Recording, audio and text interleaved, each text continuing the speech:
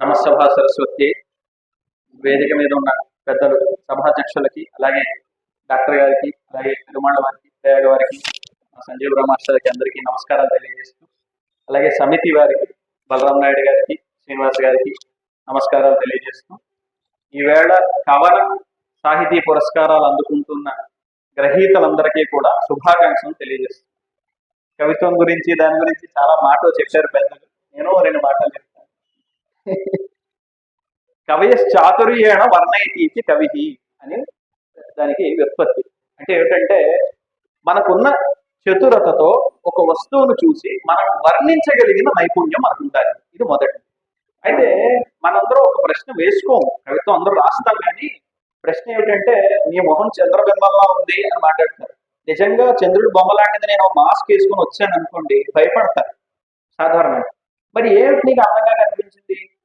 ఆ చంద్రబింబంలో ఉన్న ఏదో ఒక గొప్ప మన మనస్సుని ముగ్ధకు ఆకర్షించేటువంటి లక్షణం ఈ ముఖంలోనూ ఒక సామాన్య భావంగా కనబడుతుంది. రెండింటిలోనూ ఉన్న ఒక సామాన్య లక్షణం రెండింటిలోనూ కనిపిస్తుంది.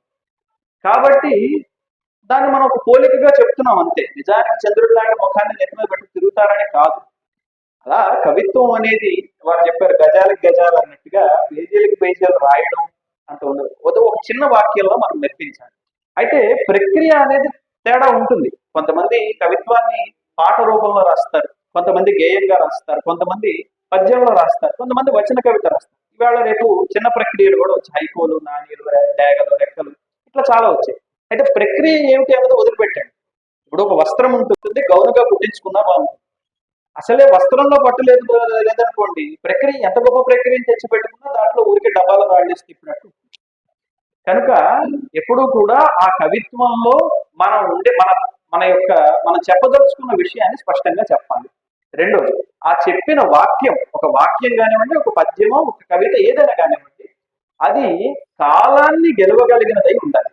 ఇవాళకి మనం భద్రాపంతుల వారు లాంటి వాటి పద్యాలు చెప్పుకుంటే రాజమండ్రిలో ఉన్నాం కాబట్టి చెప్తున్నాను. లేకపోతే శ్రీశ్రీ గురించి చెప్పారు, లేకపోతే ఒక జాషువా గారు సుకవి జీవించు ప్రజల నాలుకల యందు అన్నారు. అయితే ఓ పోతన గారి పద్యం వాడు నిలబడిందన్నా, నన్నయ్య గారి పద్యం వాడు నిలబడిందన్నా, ఎందుకు నిలబడింది అని మనం ఆలోచన చేస్తే ఇదిగో ఈ లక్షణం వల్ల నిలబడింది. అవి కాలాన్ని గెలిచి ఇన్ని సంవత్సరాల పాటు నిలబడి ఉన్నాయి. తర్వాత ఇంకొక మాట ఏంటంటే, ఎలాగో అవధానం కాబట్టి ఒక చిన్న చమత్కారం చెప్పి ముగిస్తాను. కవిత్వంలో ఎప్పుడు కూడానండి ఒక చమత్కారం ఉండాలి. అది అందులో మన గోదావరి జిల్లా వాడికి చెప్పక్కర్లేదు, వెటకారం మాటల్లోనే ఉంటుంది. అది కవిత్వంలో కూడా తోడైతే చాలా బాగుంటుంది. అయ్యలరాజు రామభద్రుడు లాంటి కవి ఏకంగా కావ్యం అంతా కూడా చమత్కారాలు చేసిన మహానుభావుడు. కనుక అటు భావంలో గాని శబ్దంలో గాని ఏదో చిన్న మెరుపును పెట్టామనుకోండి, అరే భలే ఉందిరా అని ఆ కవిత నిలబడుతుంది, ఊరికే గాలి కొట్టుకుపోతుంది. మీరు కూడా చూడండి, మీకు అభిమాన రచయిత ఎవరో ఉంటారు, ఏదో సినిమా పాట రచయినైనా కావచ్చు. వాళ్ళు రాసిన వాటిల్లో మీకు ఎన్ని పాటలు గుర్తుంటాయి అంటే, ఆ మెరుపులు ఉన్న పాటలే మనకు గుర్తుంటాయి. ఎందుకు? అవి మనల్ని ఆకర్షించి. కనుక రాసింది ఒక వాక్యం. ఎప్పుడో పద్యం రాస్తే 100 ఏళ్ళు పాత పడతావు, వచనం రాస్తే 100 ఏళ్ళు ముందుంటావు అని చెప్పింది. అయితే అప్పుడు నేను అన్నాను, అయితే పాతపడడం లేదా ముందుండమైనా ప్రస్తుతంలో ఎవడు ఉండడా అంటే అడిగి. మనం ప్రస్తుతంలో ఉన్నాం, ప్రస్తుతంలో రాయాలి, ఇప్పుడు ఏదో చెప్పాలి. అటు పాత చెప్తున్నావో కొత్త చెప్తున్నావో అనవసరం. కనుక కవిత్వం రాసే వాళ్ళందరూ కూడా ముందు ఈ మీటర్ని బాగా గుర్తుపెట్టుకోవాలి. ఇది ప్రాథమిక అంశం. ఇక చివరిగా ఒక విషయం చెప్పి ముగిస్తాను. ఈ మధ్య మార్చి నెలలో ఖమ్మంలో అవధానం చేయడానికి పిలిచారు. అక్కడ అష్టావధానం చేస్తుంటే చాలా లబ్ధ ప్రతిష్ఠులైన పండితులందరూ ఉన్నారు. ఒక ఆవిడ పృచ్ఛకులు, వర్ణనాంశంలో పృచ్ఛకులు, ఆవిడ అడిగిన ప్రశ్న ఏమిటంటే, తెలంగాణలో ఆడవాళ్ళకి ఉచితంగా బస్సు ప్రయాణం ఇచ్చారు కదా, దాని మీద మగవాళ్ళ భావన ఏమై ఉంటుంది? ఇది మీరు కవిత్వంలో చెప్పండి. వర్ణన కదా, వర్ణన అంటేనే మన కవిత్వాన్ని చూపించేది. ఎందుకంటే నిషిద్ధంలోనో సమస్యలోనో చూపించే అవకాశం దొరకదు.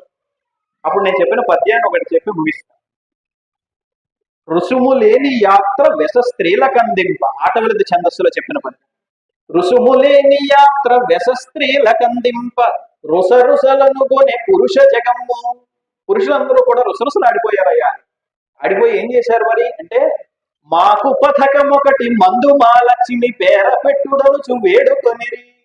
నువ్వు గృహలక్ష్మి, దీపలక్ష్మి అని ఇన్ని పథకాలు ఇచ్చి గ్యాస్ సిలిండర్ ఇస్తాం, ఉచిత రేషన్ ఇస్తాం అని అన్ని ఆడవాళ్ళకి ఇస్తున్నారు. మరి మాకు మందు మహాలక్ష్మి అనే పథకం మాత్రం ఎందుకు పెట్టాలని పురుషులందరూ పెట్టి ప్రభుత్వాన్ని పెడుతున్నారు. ఒక చమత్కారంగా అంటే ఇక్కడ ఆ పద్యంలో కానీ లేకపోతే ఒక పాటలో కానీ మనం ఆ చమత్కారాన్ని పెట్టిన రోజు అది ఖచ్చితంగా నిలబడుతుంది.